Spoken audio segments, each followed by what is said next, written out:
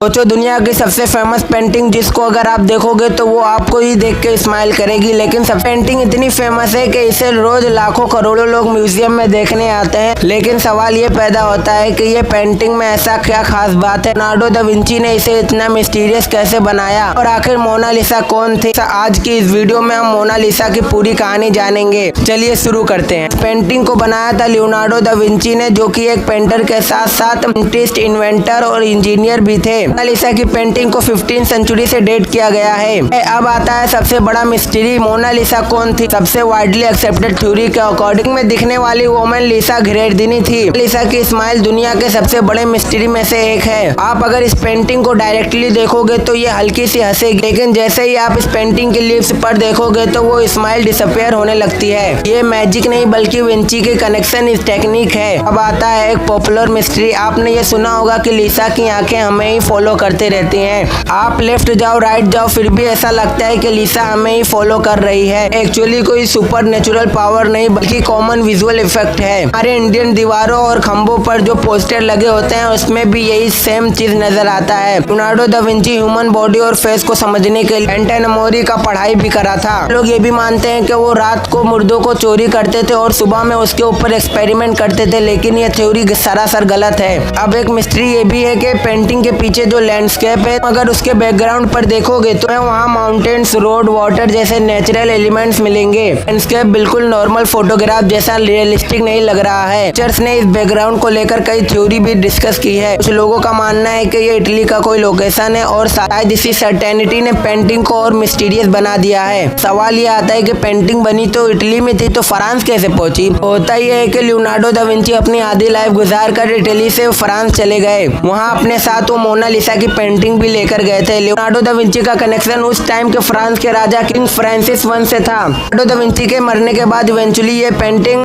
Royal collection का भी part बनी। अब आप लोग बोलोगे कि मोनालिसा इतनी फेमस कैसे हुई और क्यों हुई।